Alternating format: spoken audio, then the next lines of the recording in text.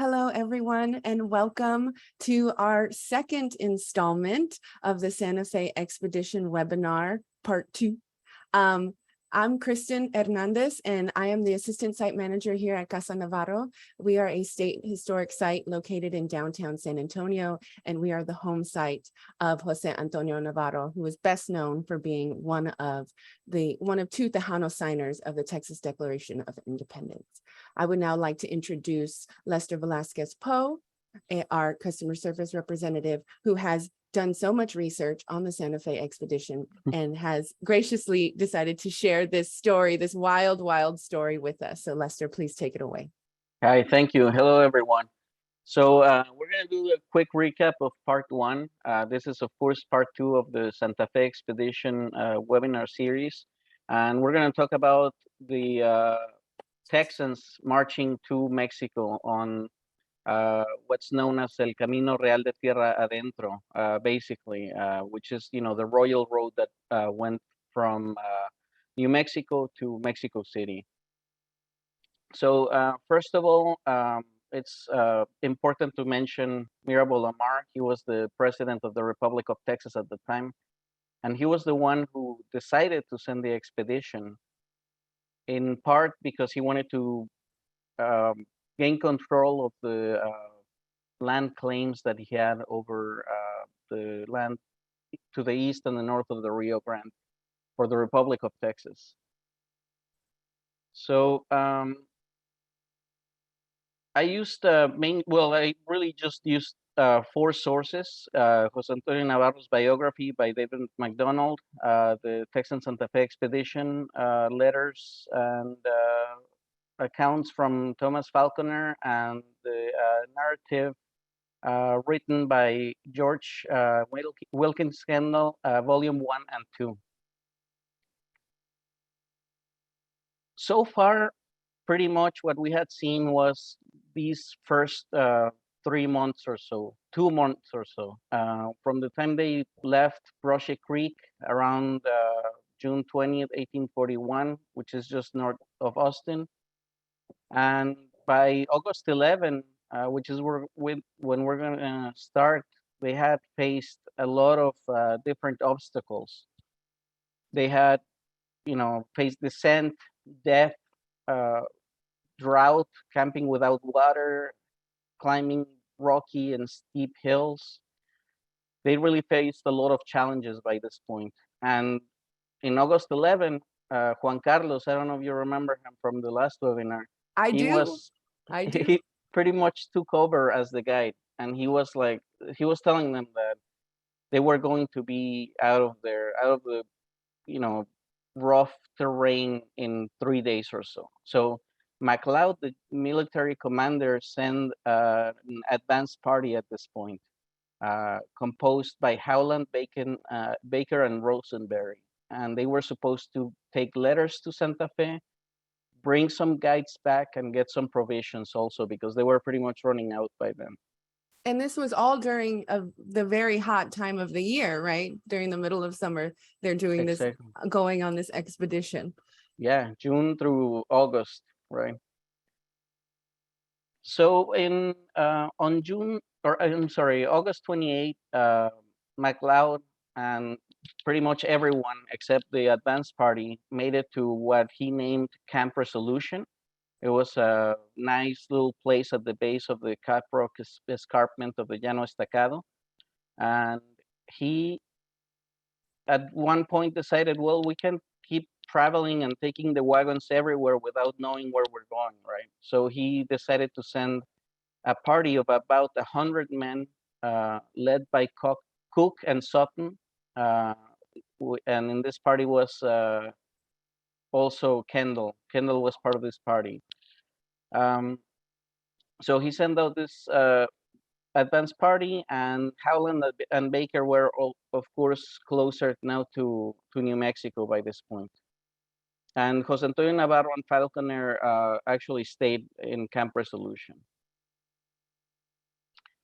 So by September 4th, so just a few days later, Howland, Baker, and Rosenberry were captured in New Mexico by the New Mexico authorities or the army, and they were taken to Santa Fe.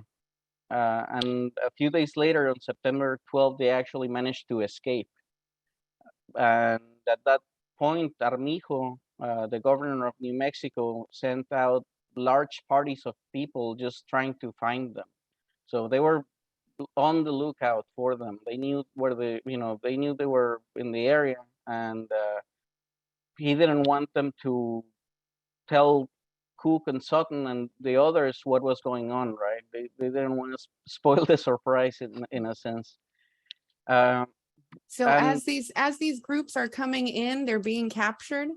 yeah, pretty much. You'll see exactly when. So Cook, though, on September 13, made it to the New Mexico side, and they met 3 Mexican traders called Comancheros sometimes, and they sent them back with Matias, who was part of the expedition. He was employed by Colonel Cook, and yeah, they were supposed to take go back to Camp Resolution, take letters, and bring them back, guide them to New Mexico. By this point, it's worth mentioning that Cook had not encountered the New Mexico army, right? Okay. Okay, so that same day that he actually hired the traders, he made it to the Gallinas River, which is pretty close by in the area. And here they start finding, well, since they meet the Mexican traders, they share food with them. They're pretty much starving, a lot of, if not most of them. But here at the Gallinas, they start seeing people. They actually purchase a bunch of sheep, and they're able to finally eat. Kendall is sent actually by Cook because he was an American citizen. He had an American passport. Uh, he had authorization to travel through Mexico, so he didn't think there would be an issue if Kendall was sent forward and kind of like explained what they were doing there. So they rode forward, and on September 14, they made it to Anton Chico, just a few miles ahead of the Gallinas River. And by this point, they had been like fed by everyone pretty much. Everywhere they go, people actually give them food. Wow. So they must have looked pretty rough. Yeah, yeah, definitely. Um, so on September 15, and in the morning, they leave Anton Chico, Kendall, and the other 4, and they start heading towards San Miguel. And they are actually arrested. They encounter this military force led by Damaso Salazar, who tells them, like everything's gonna be okay. If you're here peacefully, we're not gonna do anything to you. Your property will be respected. And then when they gave up their weapons, they were pretty much ordered to give him all they had, including Kendall's notebook, for example, which is where he was taking all his notes about the expedition. So he gave up his notebook, his pen, pretty much everything that Salazar saw, they gave him. And he ordered them to form a line, called some men forward, and he was about to execute them when another Mexican officer, uh, Don Gregorio Vigil, intervened, and he said, well, why don't you let the governor decide what to do with them? And after that, he pretty much stopped uh, his action, his plan to execute them. So that was in Cuesta, it's called, this little town. And since they were put in a little jail cell or a little prison in Cuesta, the women and children started bringing food to them. And they were really like nice people in general, right? Wherever they went, they would just keep getting food.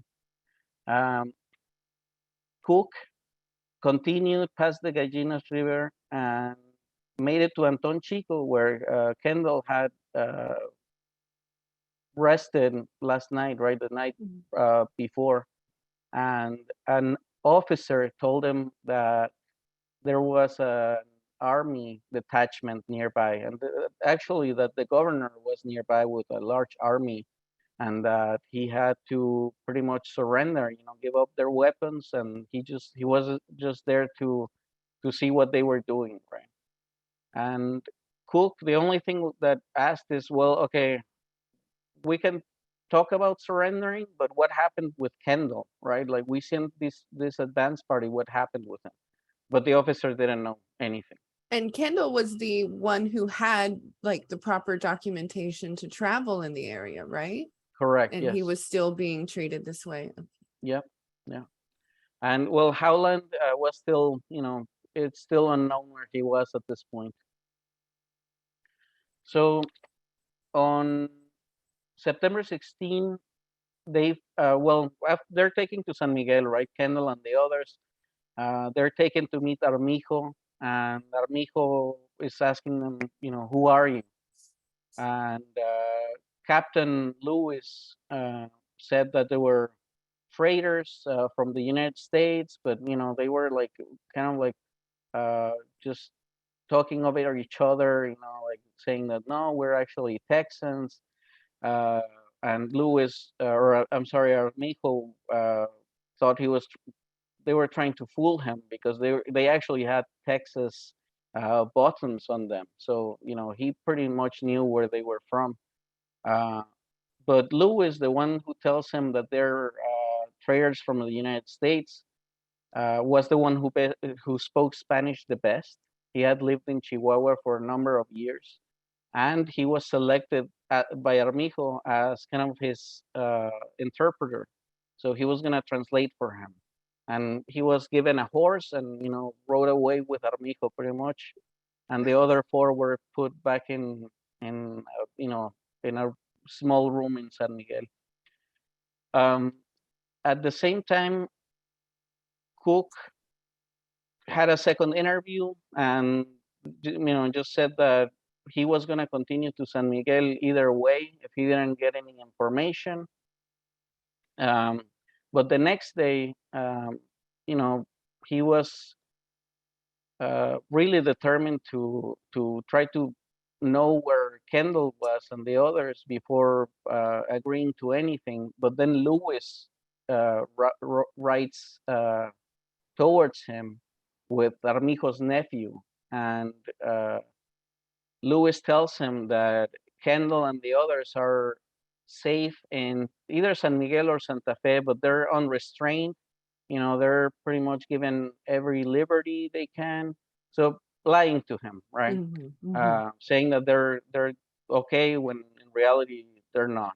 And because of Lewis, uh, Cook decides to pretty much lay down their weapons and surrender. And at that point, of course, the same as with Kendall, fortunately, he surrendered and their property was taken away, and they were just like made prisoners. Of course, they weren't given any liberty. um, and On September 17, once Kendall and the other four were back in San Miguel, after talking to Armijo and after Lewis had left them, they captured Howland, Baker, and Rosenberry was actually killed when they were recapturing him. So they brought Howland and Baker, and they were being interrogated pretty much in front of Kendall and the others, and everything he was saying was consistent with what Van Ness, who was in Kendall's party, had said, and um, like once they determined that they were telling the truth, they only decided that Howland and Baker would be executed because they tried to escape. Right, that was like their punishment. So they actually did. It was pretty intense, but by the time they are to be executed, Howland's cheek is cut off, his ear is cut off, like their arms apparently are wounded from swords. So they're pretty wounded already, badly wounded. But they are executed at that point. And they had been going without food for so long, so many weeks, and then as they're arriving, as each of these groups is arriving into New Mexico, they're then being arrested and interrogated and sometimes killed. Oh my Yeah. gosh. Oh my And gosh. Howland, I don't know, I don't think I told you, but when Howland and Baker were sent forward, they were only given 3 days of rations. It took them what, like at the least, 8 days or so to cross the Llano Estacado, and they were starving pretty much, and I don't know, I mean, these guys probably were had it very rough Oh my by God. then. And I don't know if I mentioned, but here in the little pictures are Kendall is in the purple, Armijo is in the green, Cook is the blue, and Lewis, I don't have a picture of him, so I just gave him that little, His uh, initial. yeah, that color. Okay. In the red is General McLeod, and well, we'll talk about Caldwell in a second. So the next day, Armijo comes in and tells the guy, kind of like guarding the little prison cell where they were, Kendall and the others, and told him that they should be treated as best as he can, as good as he can, like do everything, to please them and keep them content.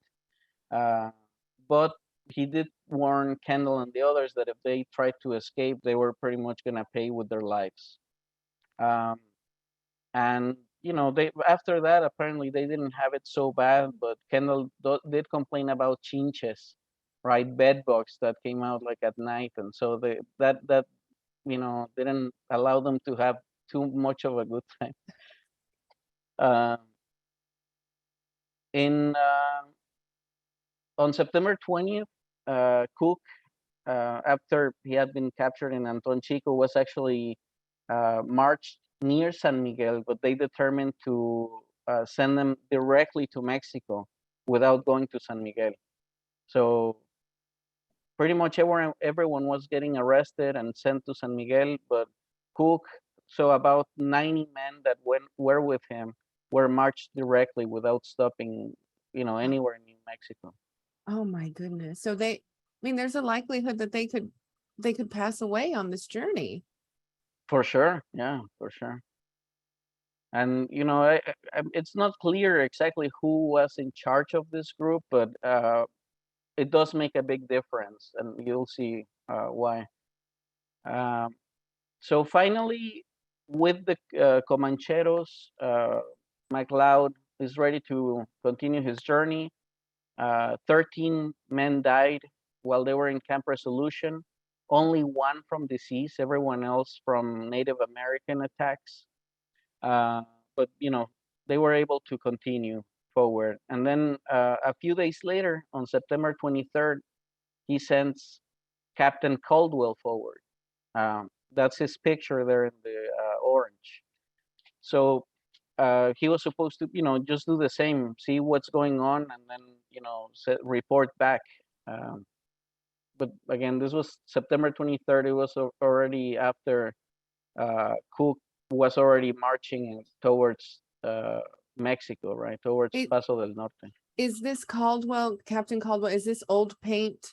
Yeah, exactly. Okay. Exactly. Matthew Olpel Caldwell. So, okay. We got a lot going on here. Yeah. Kendall is still in San Miguel. Cook is on his way to Mexico. Caldwell was sent forward, but there's no news of him at this point. And McLeod, who is on his way here to New Mexico, they're getting closer, and he decides to send another party forward, Lieutenant Burgess. And he was supposed to not go into San Miguel, but just kind of like go outside of the little town and see what's going on and report back.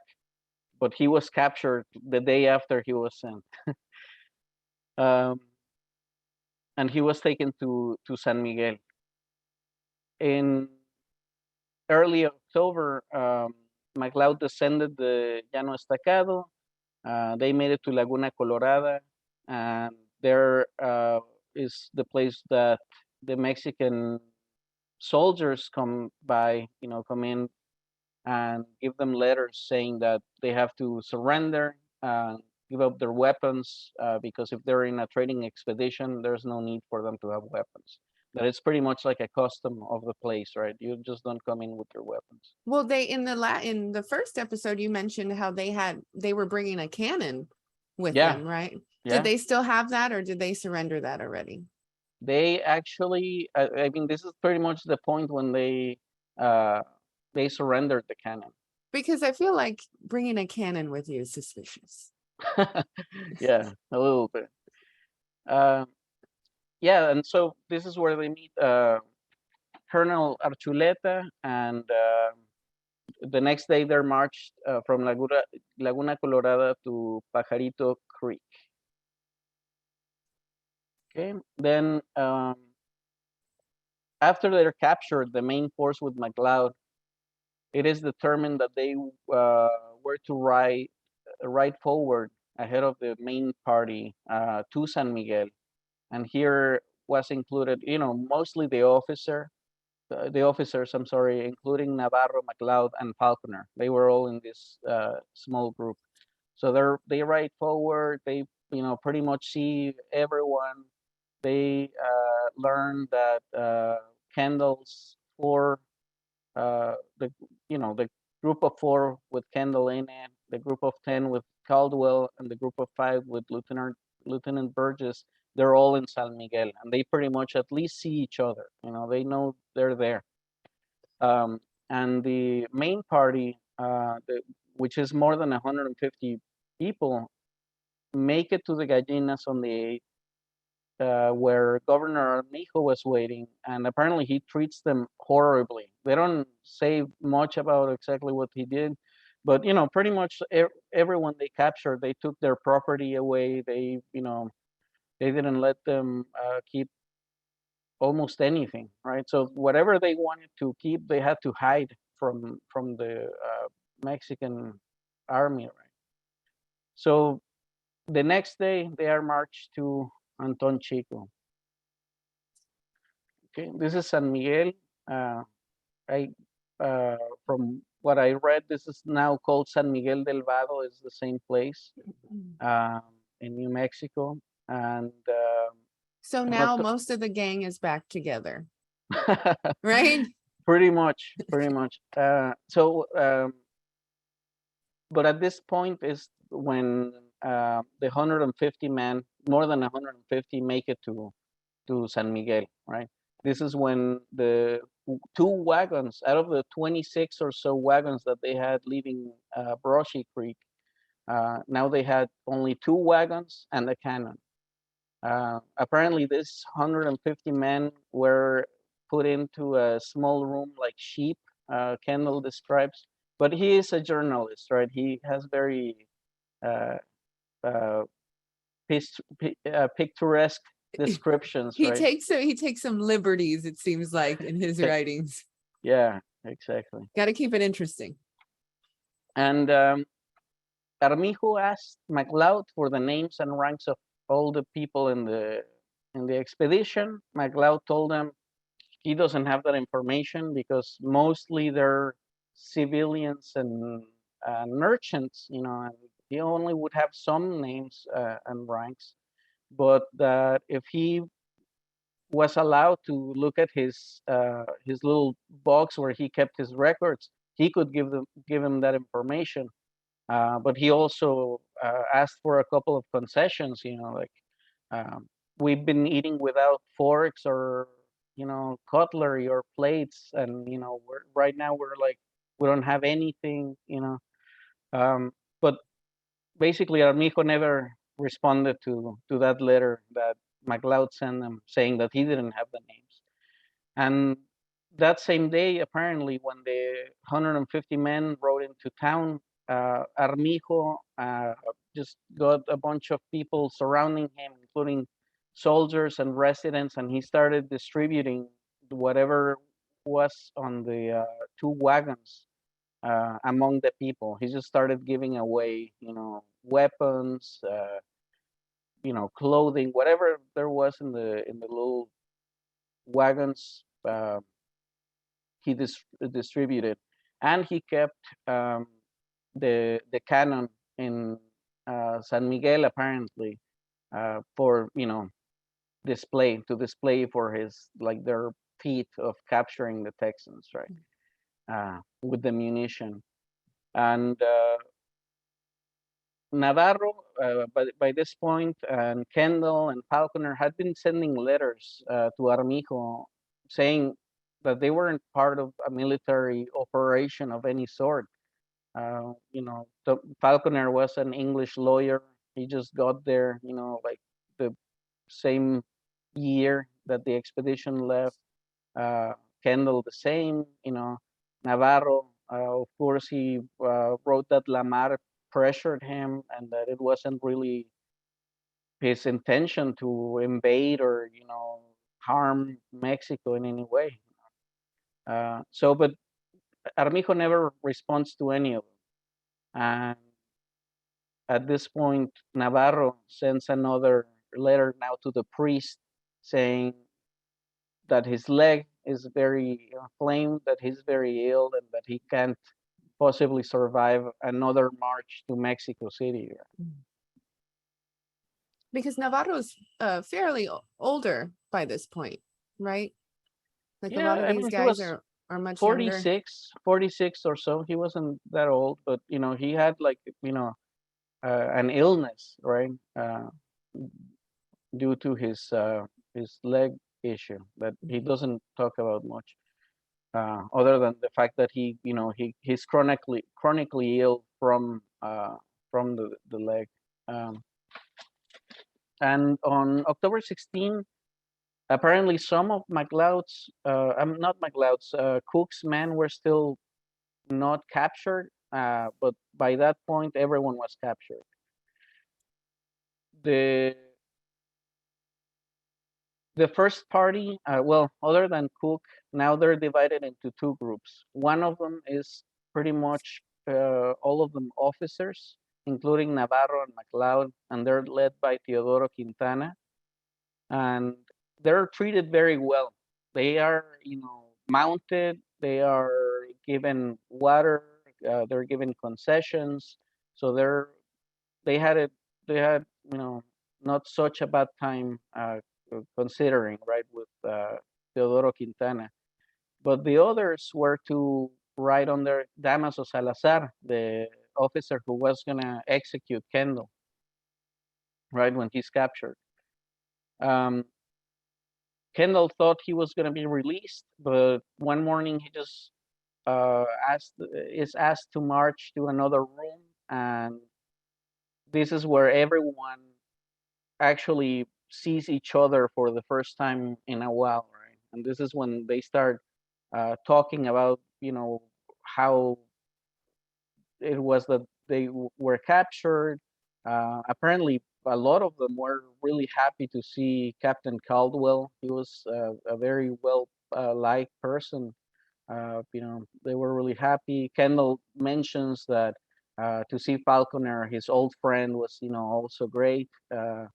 He hadn't seen him in a little while since he left with Cook, right, from Camp Resolution. And all of those separate, when the group started to really start separating out, that was in August?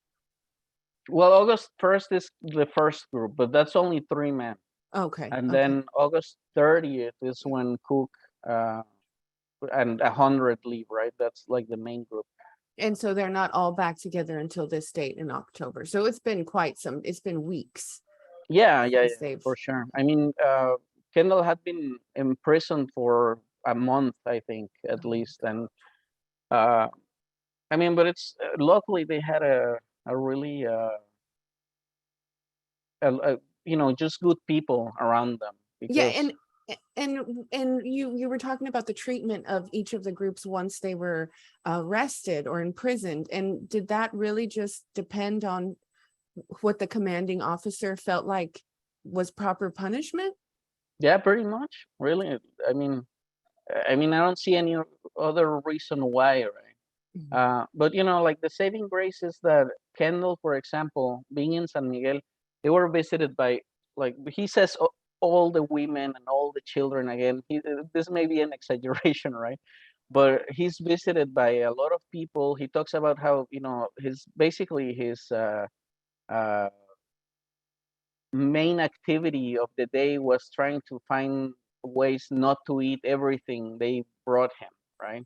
Like they brought him just so much food, and they were apparently really, really generous, to them, the people in San Miguel. Not necessarily the officers, right, the army, but the people there were really nice too. Yeah, that's very interesting. It seems like the townspeople themselves are very welcoming to these people who are in prison for some reason or another, and yet the treatment they're receiving from the officers is much, much different. Yeah, yeah. Yeah, and just to mention, Lewis kind of like rides to San Miguel, like all well dressed and mounted, and so this is pretty much the last we're gonna hear of Lewis, I think. But um, yeah, I mean, he was not having a bad time at all, from what it seemed like, right? Okay. So again, Navarro and McLeod and Teodoro Quintana were comfortable. They were on horseback. They stopped by a little ranch called Galisteo, and behind them were the party under Damaso Salazar. They were guarded by about 200 men, mostly mounted, and the first day they walked 30 miles, um, which, I mean, it doesn't sound like much, but walking 30 miles to me is just mind blowing. And they didn't have really comfortable shoes or anything like that like we have today. They really were wearing the same shoes that they had been wearing for the first part of the expedition. Um, when they left, it was actually warm and showering, but towards the night, they made it to this ruins called Pecos, and towards the evening, the cold from the mountains surrounding the area started blowing in, and they started getting really cold from there. And this is October, right? I mean, they went from extreme heat to, you know, extreme cold Yeah, they're walking overnight. however many months in the heat, and now they're being forced to walk Yeah, after all this malnutrition in the severe cold. It's only going to get colder from here on out. exactly. And something I didn't mention is that whenever, I mean, when I said their property was taken from them, they were literally taken, like their blankets. They call them second blankets. I don't know if it's like exactly what it is, but their second blankets are taken, so they only have like one blanket, and their whatever clothes they were wearing, right? So it was, not only was it extremely cold, they did not have the uh, appropriate clothing to be in that weather. Um, so after their night in Pecos, the next morning, apparently Damaso Salazar grabs some cakes and starts throwing them in the air so that the Texans like would fight for them. So he wouldn't like throw that many cakes. He would throw like 50 for I mean, it would have been probably like more than 150, 180 men at this point. But he was basically having fun at their expense. Um, they walked another 30 miles. Kendall here writes about the blisters on his feet, how painful it was, and that he was lucky because at least he had like pretty better shoes. But some of the other prisoners were, their toenails were like falling off, and just horrible descriptions, really. Um, and then, well, they make it to Galisteo, where again Navarro and McLeod were the night before, and they were treated uh, okay. They weren't treated badly at Galisteo, but these guys are put in a literal cow pen in the cold weather. They're just like, brought into a cow pen and just close it. And it offered a bit of protection, some protection, but obviously not at all what was necessary, right, for them to uh, not be not suffer from the cold. They were, it's worth mentioning too that they were barely sleeping at this point because of the cold nights, and they just weren't sleeping very much at all. Is anyone gonna make it to the end of the march? I feel like, they're not eating, they're not wearing the proper clothing, they're being left to sleep outside with farm animals. Yeah, yeah, exactly. And Salazar specifically just doesn't feed them very well at all. Uh, Kendall mentions that most of the days uh, they just got an ear of corn, like a literal just an ear of corn. Some of them would roast them because that's how you eat corn. But some were so hungry that they would just like eat it raw without roasting it. So well, October 19, uh, again, almost no sleep. They were very stiff from their night in the cold. Whenever they got sunlight, it was very refreshing for them. They really welcomed it. They camped on Galisteo River, so it's just the same name as the ranch. This was a river, and at this point, towards the evening, uh, Salazar gives them some hard bread. Apparently, that Kendall says that they had to boil to eat. Yeah, I don't know what the deal is with that, but yeah, that's what he said. And he apparently Salazar was saying that he was giving them a very humane treatment because Governor Armijo had instructed for them to be tied up uh, in the night when they were asleep, and that because he was compassionate, he wasn't tying them up, right? He Oh was my just letting goodness. uh, have like their hands free or whatever. Um, this same Around the same time, Navarro and McLeod under Teodoro Quintana made it to what's called the Jornada del Muerto or Dead Man's Journey. It's about 90 miles, and there's apparently no access to water or anything. So it's just there's basically nothing, and they call it Jornada del Muerto because it's just very difficult to cross, right? This is where Navarro was at this point, and McLeod. Uh, but these guys were still in the San Miguel and Santa Fe area. None of them really went through Santa Fe, uh, from what I understand, other than Howland, that the group of three who were executed.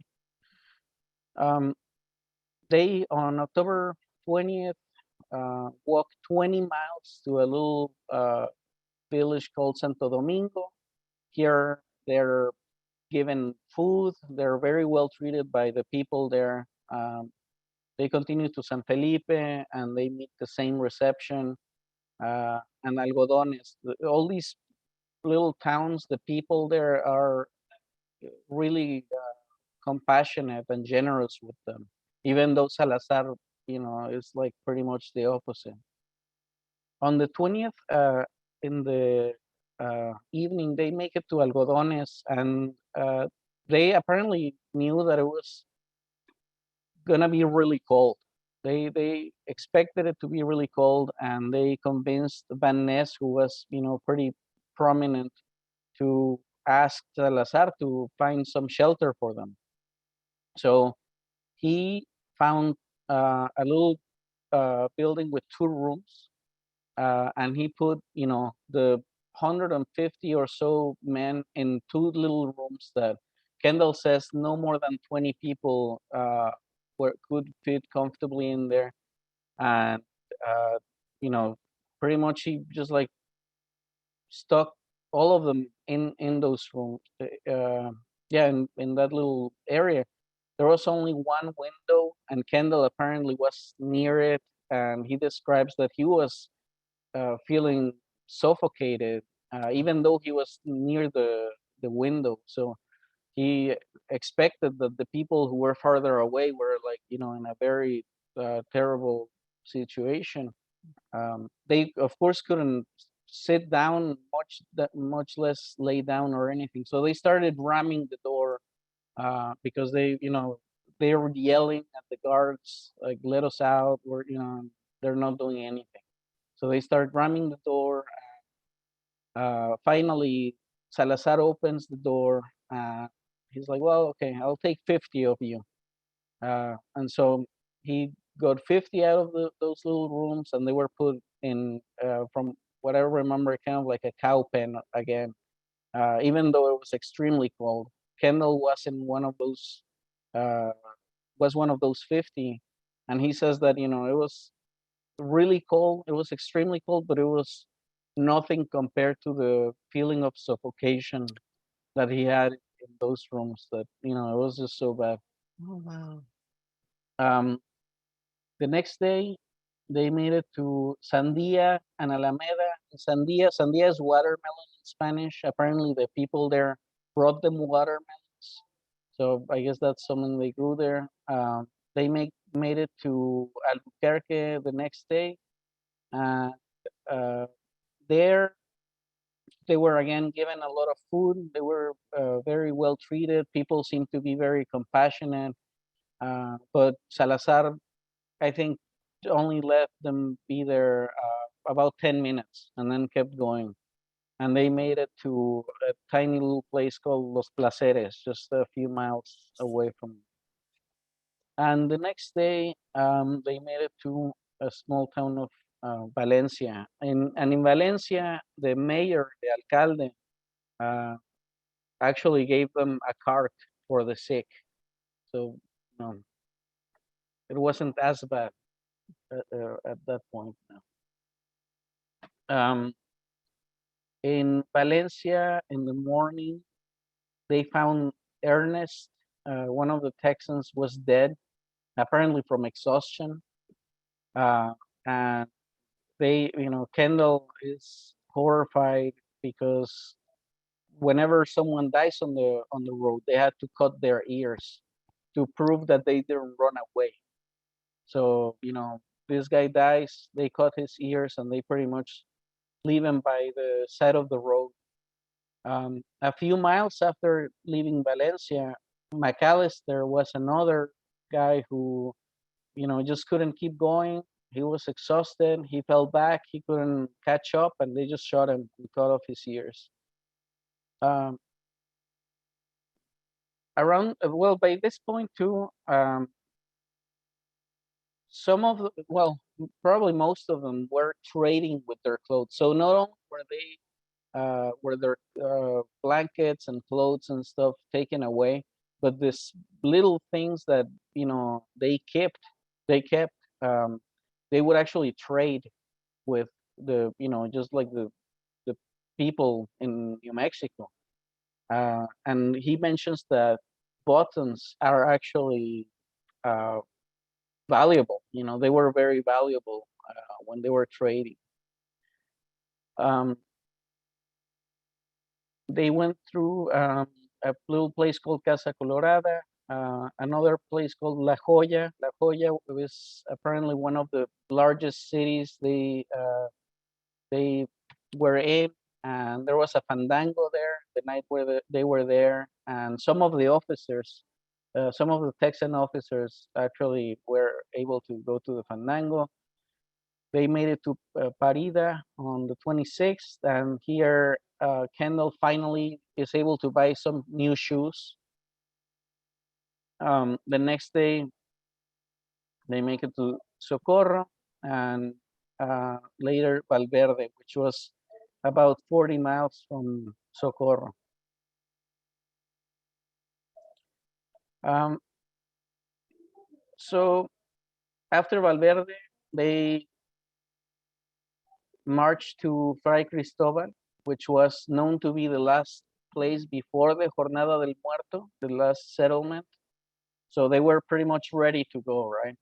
And they spent the night of the 29th, I'm sorry, and then the 30th, they spent like the whole day in San Cristobal, uh, kind of just getting ready to march overnight. I mean, I guess it makes sense to them. There was like a lot of wind. Uh, they sacrificed, they butchered an ox, and it was actually snowing at that point. And in the night of the 30th, they started their journey across the Jornada del Muerto. Kendall says that it was so cold that the people who were mounted had to dismount because, if their legs weren't moving, they would have just like frozen. It was so cold. They did not sleep other than maybe an hour they were allowed at some point. So they made it 90 miles with uh, pretty much no water, no sleep, and no food.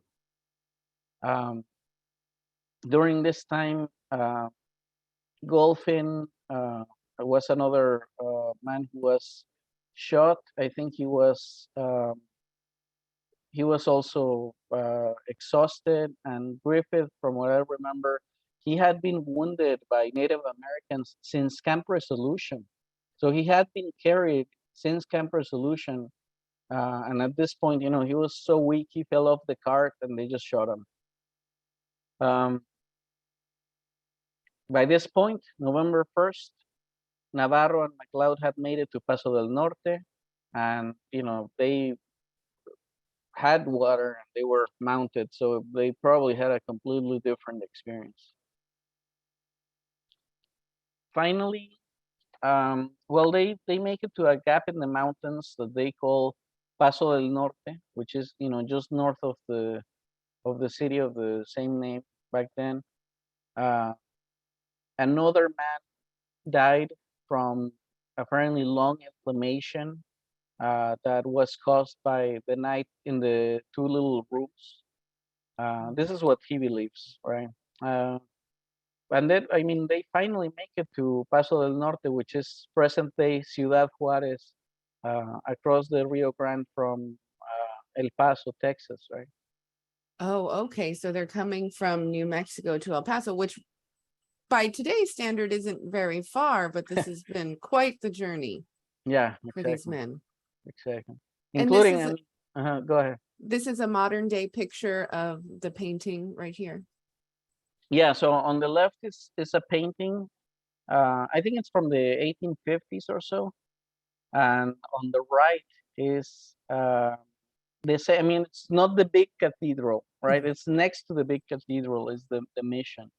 Uh, so yeah, that's how it looks now in the middle of the city compared to back then. It seemed like there was not a lot going on around at that time.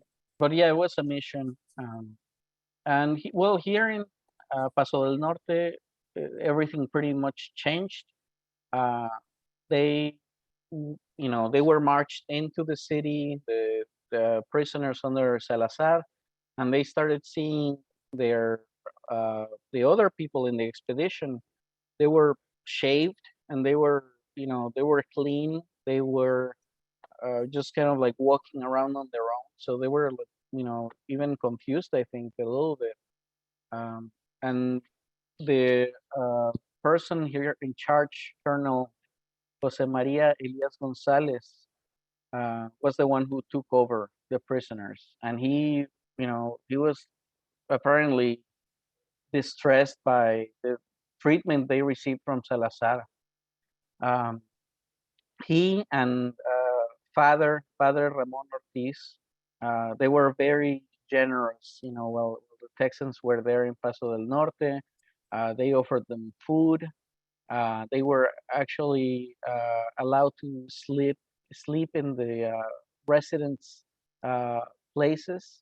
So instead of, yeah, they were allowed to sleep in actual houses. Not in a cattle pen.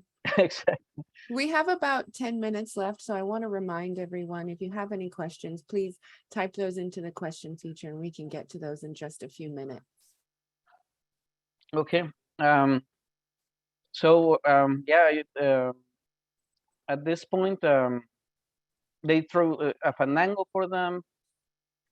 Kendall makes a note that he's really happy that they're actually eating on tables with chairs. He didn't even remember what that was like. And he also writes like a whole paragraph about the beds and how they were uh, just so happy to be able to sleep on anything other than just like the ground, right? Oh my gosh. And here they were assigned to an officer by the name Ochoa. If you want, I mean, we can stop here. This is a good stopping point.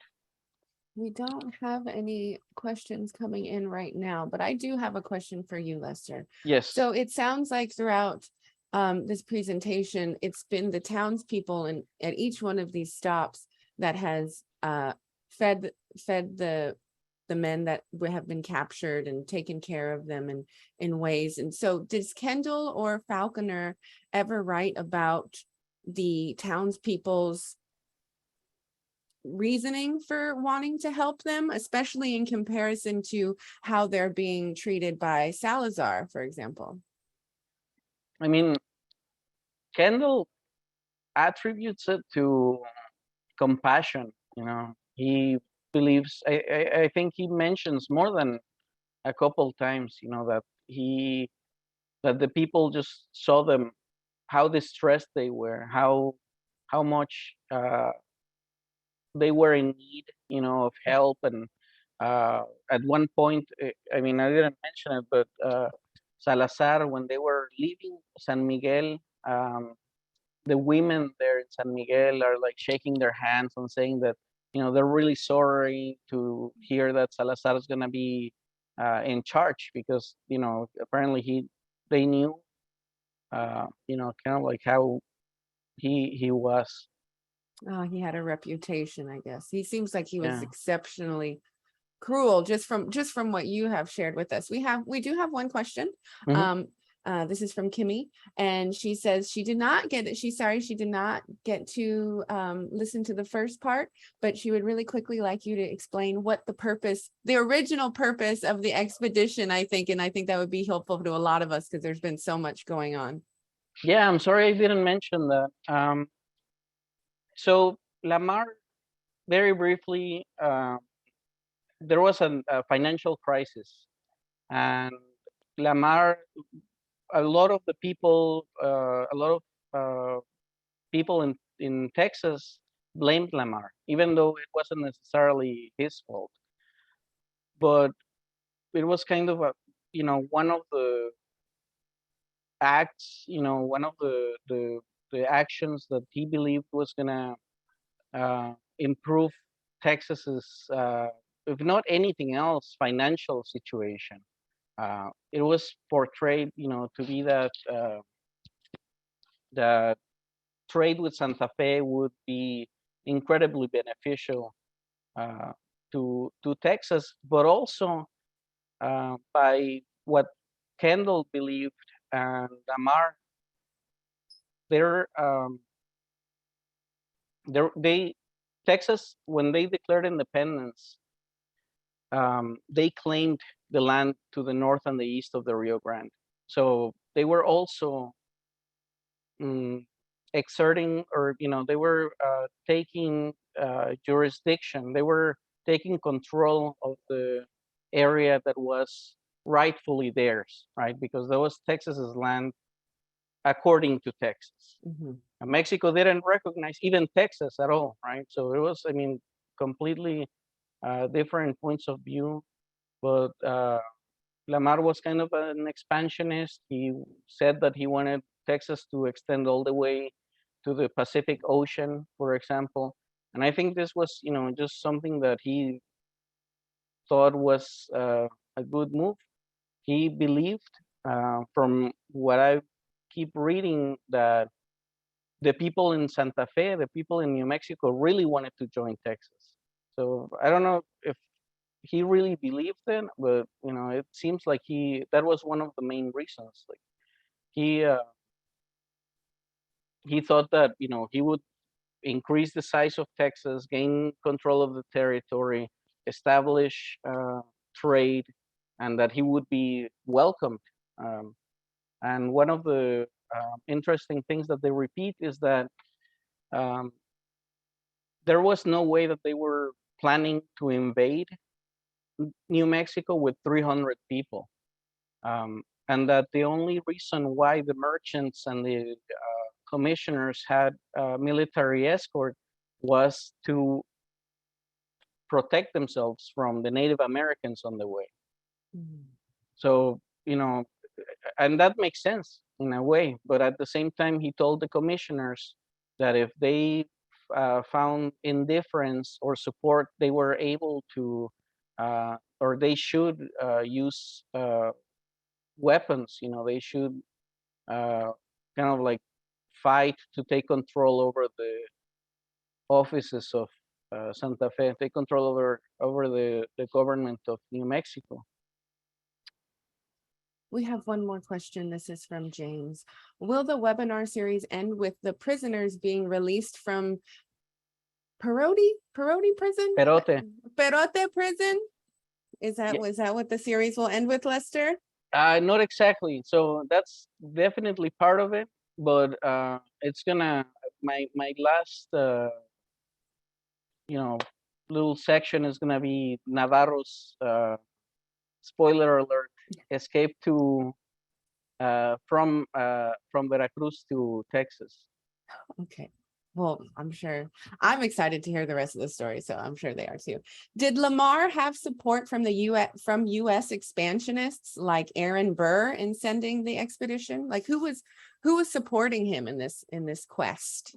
I mean, look, even the Texas Congress denied him the expedition. He took this to the Texas Congress twice, telling them, that he wanted to send an expedition, and they just refused to fund it or to authorize it. So he, as commander-in-chief, decided that he could do, with the military whatever he saw fit, and that's why he sent the expedition, on his own, in his own terms. And also, Lamar was Houston was closer to the United States in a lot of ways, and Lamar, I think part of why he was planning to expand was because he wanted the Republic of Texas to be independent and not join the United States, from what I understand. So it would have been like Lamar's attempt would have been completely opposing, what probably people in the United States supported. And also there was actually an expedition planned from the United States that same year to Santa Fe. There was the Missouri Trail. There were already trading routes, but it's just the Texas Santa Fe route hadn't been established at that point. So interesting. So that the America was already interested in establishing those same trade routes, and also maybe wanting that territory also for themselves, possibly. Possibly. Okay, well, I want to thank everyone for spending your hour with us, and thank you so much, Lester. And I know I'll be waiting to hear when part 3 of this series will happen. Please, if you don't already, please follow Casa Navarro on Facebook and Instagram, or if you're signed up for the THC newsletter, the advertisement for this webinar and where you can sign up for that will be included in that newsletter as well. So thank you, everyone. Thank you, Lester. Thank you. Thank you. Everyone have a good day.